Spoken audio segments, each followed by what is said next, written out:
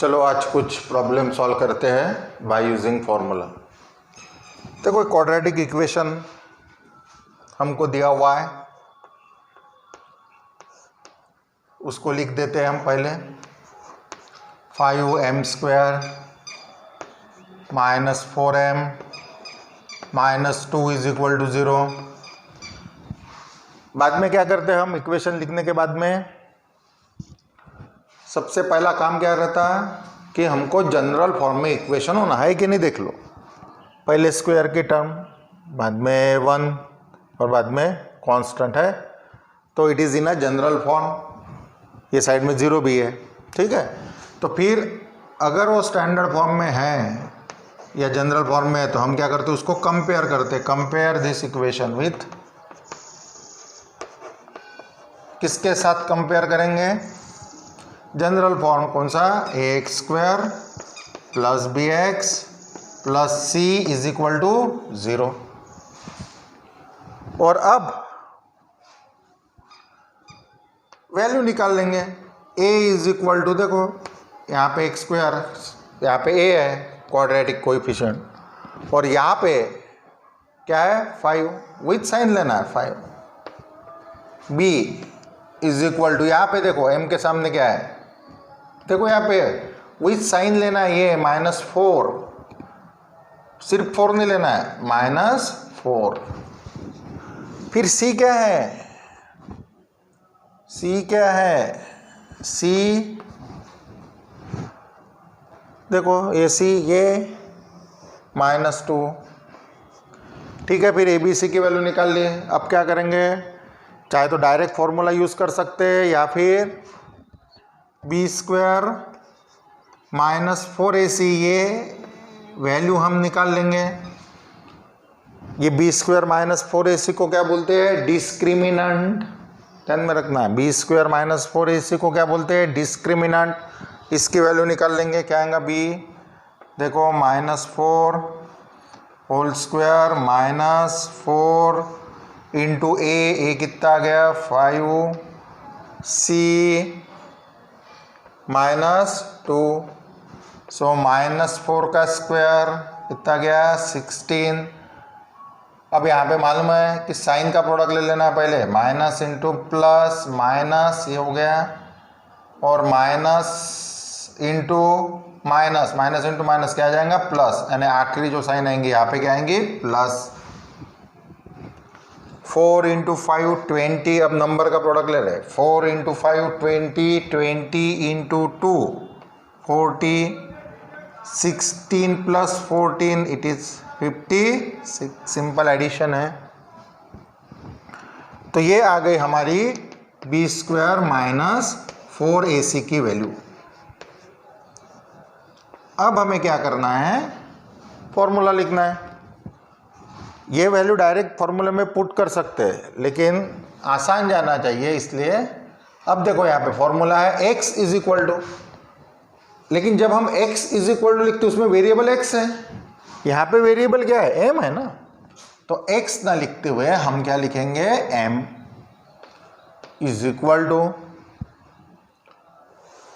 क्या आएगा formula? -b plus और minus √b² - 4ac upon 2a।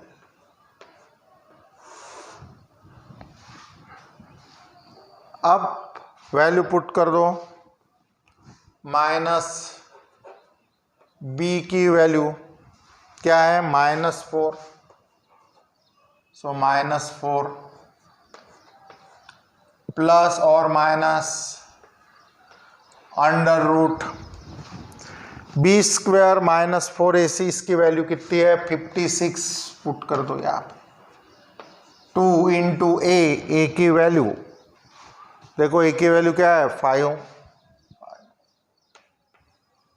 = Minus into minus plus, plus और minus. अब यहाँ पे देखो ये जो √56 है,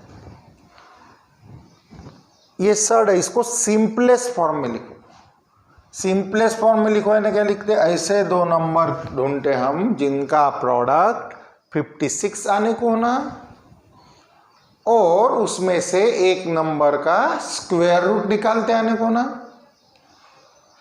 और जिसका स्क्वायर रूट निकाल रहे हैं वो लार्जेस्ट पॉसिबल नंबर होना। समझ में? तो इसको देखो, अब इसको 1 इंटू 56 नहीं लिख सकते हैं ना, वो कभी नहीं लिखते, तो इसको 4 इंटू 14, ठीक है ना, 4 इंटू 14, इसमें से 4 का स्क्वायर रूट निकलता है, 14 का नहीं निकलता। और ऐसा कोई लार्जेस्ट नंबर है क्या 4 से आगे? देखो 1 है, 1 इंटू 56, लेकिन 1 इंटू 56 लिख के कोई फायदा नहीं है, और इसमें और दूसरा लिख सकते हैं हम 4 इंटू 14। तो इसमें लार्जेस्ट नंबर कौन सा है? 1 और 4 में 4, इसलिए 4 इंटू 14 लिखा।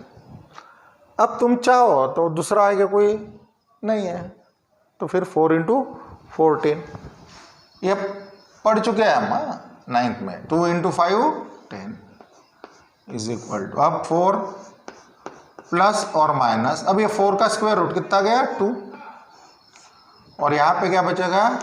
14।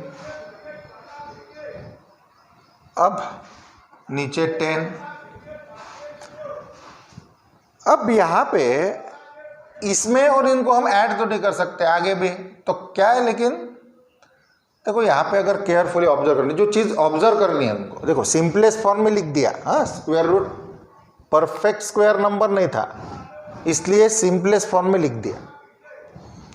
अब सिंपलेस्ट फॉर्म में लिखने के बाद में यहां पे कुछ कॉमन निकलता क्या, देखो कभी भी देख लेना, यहाँ पे कॉमन निकलता हो तो निकाल लेना हमको। 4 और 2 इसमें से कॉमन निकलता है 2, ये चीज ध्यान में रखनी है। यहाँ पे कॉमन निकालता तो निकाल लो। यहाँ पे क्या बचा? 2 प्लस और माइनस, यहाँ पे क्या बचा? Root 14 upon 10। और अब ये जो है 2 और ये कैंसिल हो जाते हैं, आ गया 5, तो कितना आ गया? 2 प्लस और माइनस रूट 14 अपॉन 5, ये आ गई वैल्यू m की। और अब सेपरेट कर देंगे इसको, 2 रूट होना तो 2 प्लस रूट 14 अपॉन 5, और फिर और m is equal to 2 minus root 14 upon 5, ठीक है। देयरफॉर कौन से हो गए? 2 plus root 14 upon 5 and 2 minus root 14 upon 5 are roots of given equation. तो ये हो गया प्रॉब्लम। अब सेकंड देखो, सेकंड में क्या करना है? वाई स्क्वायर प्लस, देखो 1/3 इंटू वाई, यानी इसको y/3 लिख सकते हैं, इज इक्वल टू 2। अब पहला काम क्या है हमारा? पहला काम है कि इस फॉर्मूला नाम को, कौन से? ax square plus B X plus C is equal to 0। अब ये है नहीं, ऐसे नहीं है, देखो y स्क्वायर है, ये y की टर्म है और ये कांस्टेंट है, लेकिन इसमें एक चीज जो है वो हमको खटकती है। ये तो 2 को तो हम इधर ला सकते हैं जनरल फॉर्म में, वो कुछ नहीं। कौन सी? ये नीचे 3। तो क्या करते, सबसे पहले ये फ्रैक्शन को हटा देते यहां से, यानी यहाँ पे 3 है, यहाँ पे 1 है और यहाँ पे कुछ यानी 1 है, तो 3 से मल्टीप्लाई कर देते। सो मल्टीप्लाइंग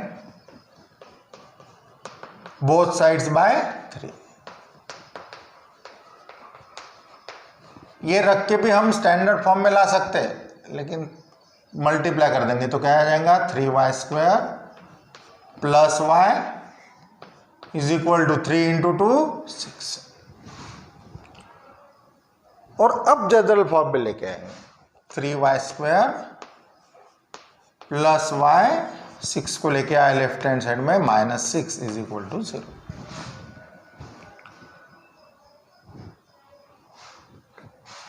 समझ में आया? ये फॉर्म में भी रख के कर सकते, लेकिन फिर फ्रैक्शन आता था, और फ्रैक्शन आता था तो फिर तकलीफ होती थी, इसलिए हमने इसको हटा दिया पहले।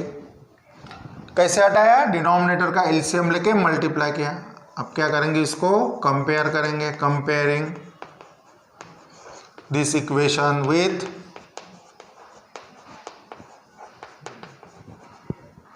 ax² + bx + c is equal to 0। Value निकाल लो। a की क्या आएंगी? ये 3। b की देखो यहाँ पे कुछ नहीं है ना, क्या है? 1। c क्या आएगा? ये -6 विथ साइन। अब चाहो तो ये वैल्यू निकाल लो, b² - 4ac, या फिर डायरेक्ट भी यूज कर सकते जैसे मैंने बताया। वेरिएबल क्या है? y। अब डायरेक्ट करके बता देता है, ये डायरेक्ट करके बता देते। y फॉर्मूला लिखो, -b plus minus square root of b² - 4ac upon 2a। अब डायरेक्ट वैल्यू पुट कर देंगे, -b वहाँ है 1 प्लस और minus square root of b² b यानी 1 का स्क्वायर -4 इंटू a यानी 3 c यानी -6 ब्रैकेट में लिखो बराबर। सिर्फ -6 लिखेंगे ऐसे तो मीनिंग चेंज हो जाएगा, तो -6 लिखो अपॉन 2 इंटू a की वैल्यू 3 -1 प्लस और माइनस 1 का square 1 minus into plus minus into minus plus 4 into 3 12 into 6 72 2 into 3 6। सो कितना आ गया? -1 प्लस माइनस 1 प्लस 72 73 अपॉन 6। और सेपरेट कर दो अभी इसको, -1 प्लस √73 अपॉन 6, या फिर दूसरा आएगा y is equal to -1 minus √73 upon 6। तो इस तरीके से तुम प्रॉब्लम सॉल्व कर सकते। यहाँ पे हमने पहले वैल्यू निकाल ली थी, यहाँ पे बाद में वैल्यू डायरेक्ट पुट कर दिया इक्वेशन में यहाँ पे। ठीक है, तो इस तरीके से सॉल्व करो।